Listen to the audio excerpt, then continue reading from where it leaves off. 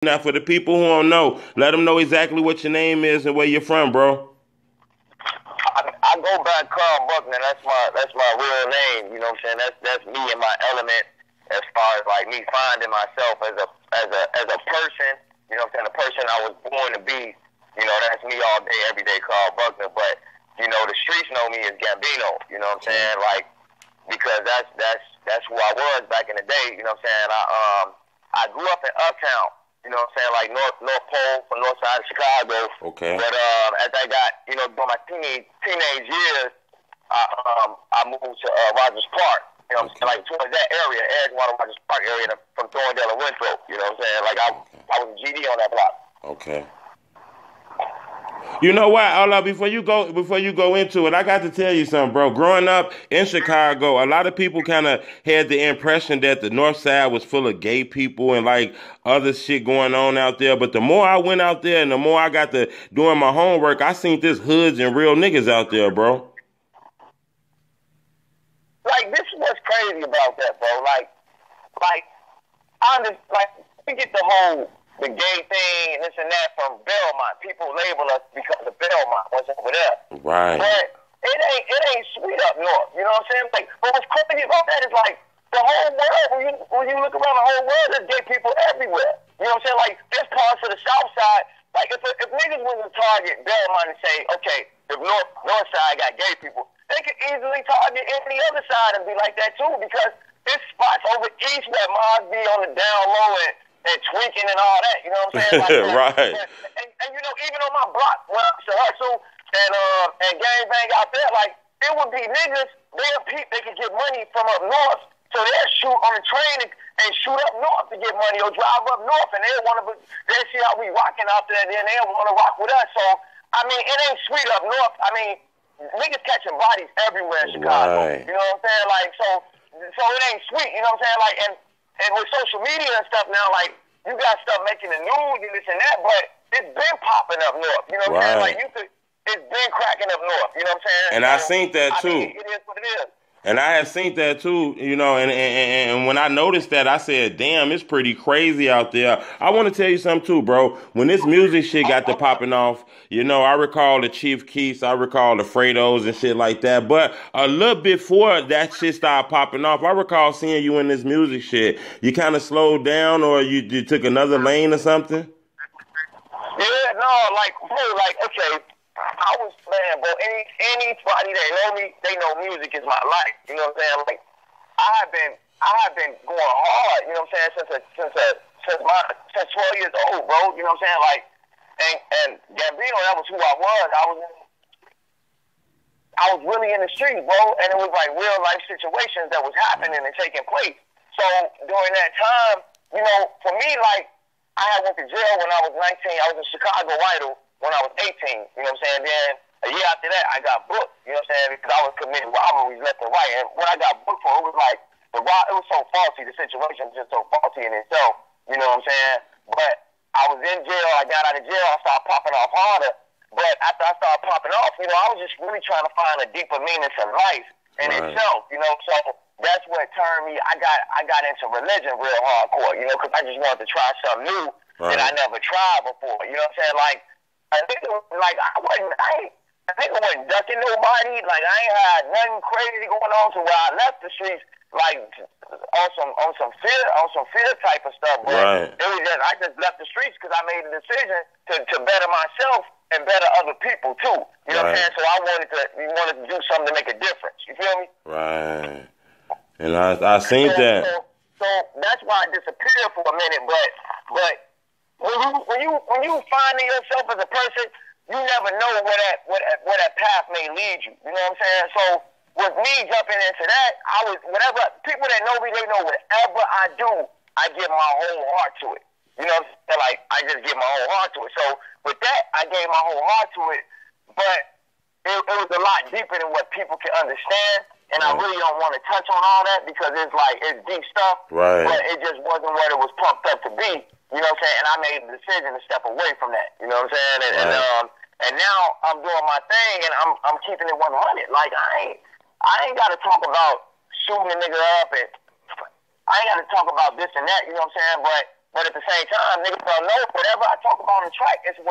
Like, that's it. You know what I'm saying? So whatever the topic they be, I could go at it full throttle. I could take it deep. Facts. And with you saying that, I want to know something, bro. You know, in Chicago, especially with you coming from that area, even though it kind of was a slight dip in the murder rate this year, it still was over 600 something. Bro, can you break this shit down to me, bro? I mean, why these youngsters just shooting each other like that? Man, I think it's just poverty. You know what I'm saying? Like, okay, growing up, like in Uptown and growing up, you know what I'm saying, and being on Thorndale and gangbanging and everything, like, but when you see, like, when we all come up and nobody has, you know what I'm saying, like, it becomes a dream. Like, you want to have something. So you look at TV and you see people with this, or you in the hood and you see people with this, and the whole perception is like, I just want to get up out of it. You know what I'm saying? So when you ain't got nothing, you would do anything, you would do whatever it takes to come up out of that situation. So you get a whole bunch of people that's just trying to come up out of their situation and trying to better themselves. But we've been conditioned a certain way. You know what I'm saying? Like, and once you condition a certain way, your whole mind frame of getting up out of it, it may not be the best. Like, you may result to robbing somebody. You may result to knocking off your childhood friend. You know what I'm saying? Just to get it. You know what I'm saying? Because it's the love of money that's the root of all evil. Money is not the root of all evil. It's the love of money is the root of all evil. So I just believe you got a bunch of us trying to get out, and that's where them killings come from. But you know, nowadays, they take it to the extreme, because when you add the pills and everything else in the mix, it just, and you know, the lean and everything else, you know what I'm saying? It just makes wild out. Facts. That's real, bro. It's like I don't know. It's like, I mean, a lot of people tell me it's the money shit. A lot of people tell me it's the lack of respect. A lot of people tell me it's the dream. Do you think the violence will ever slow down? To be honest, you know what I'm saying? Like, I don't think it'll stop. It could slow down, you know what I'm saying? I don't think it'll stop. It'll stop because when you really look at the numbers and you know the history to this, like, it's been cracking in Chicago. You know what I'm saying? Like, we go back to Al Capone days. You know, it's been cracking in Chicago, but it just never. So social media, with social media, it's enhanced. You know what I'm saying? Because people, you know, it's broadcasted now. You know what I'm saying? So people can really see live footage of somebody getting murked on camera.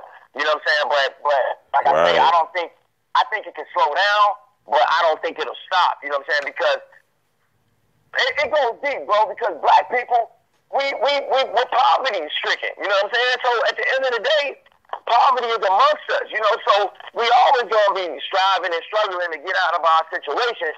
You know what I'm saying? And that's deeper. You know what I'm saying? We can have a whole other conversation about that. But I think, like I say, I think it'll slow down, but it won't stop. No, it just won't stop because, you know, you got the hearts of man and you got people, you know, and that's what it is.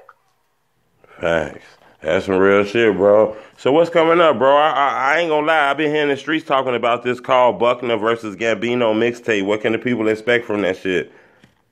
Man, you know, like I was gonna drop it in January, but I got so many artists that's hit me up. You know what I'm saying? And they want features. They hit me up like, man, I always want to work with you, this and that, you know.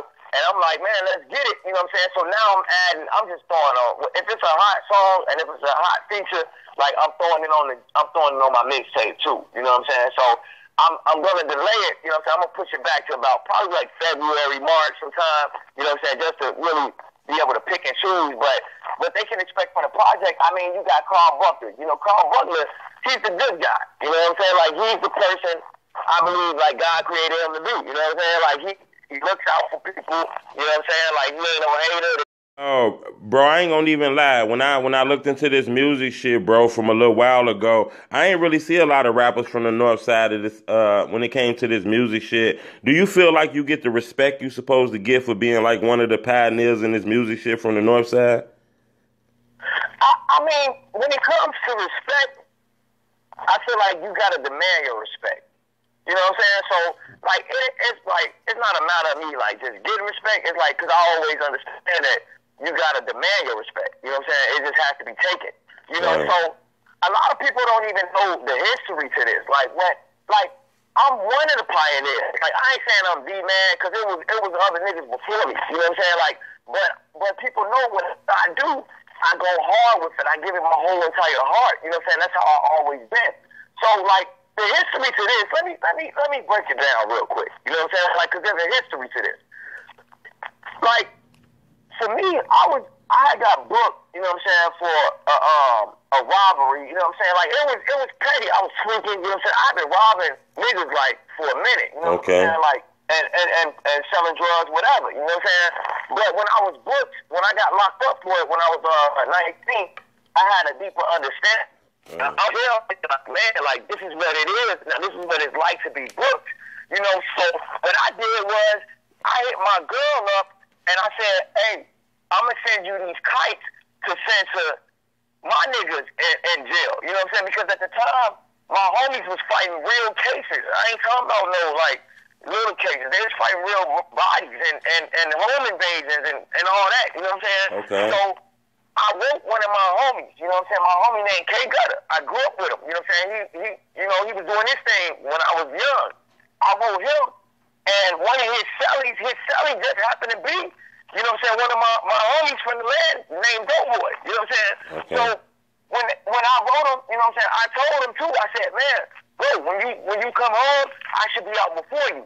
So I'm gonna go ahead and, you know, try to position you the best way I can with this music. So when they came home, when K Gutter came home, I threw him on my mixtape, you know what I'm saying? And then when Doughboy came home, I threw him on my show, you know what I'm saying? And we did a song together, you know, because that's what, I feel like if you're real, that's what you do. You try to look out and you position your people because you're family. Right. So I had, you know what I'm saying, set it up for them to do their thing, you know what I'm saying? And they started doing their thing. And we came up with the Guttaville concept, you know what I'm saying? And like I say, whatever I do, I give my whole heart to it. So me and my man, we were talking one day, and I ain't trying to say like I started Guttaville and all that, because it goes deep, you know what I'm saying? It started way before me, you know what I'm saying? Right. But with this music though, I'm like, man, let's get it cracking, you know what I'm saying? So me and Doughboy, we got the Howlin' Guttaville, you know what I'm saying? And we pushed it, we pushed it. But during that time, a little bit after that, I decided to step away from all that. You know what I'm saying? It was a decision I made.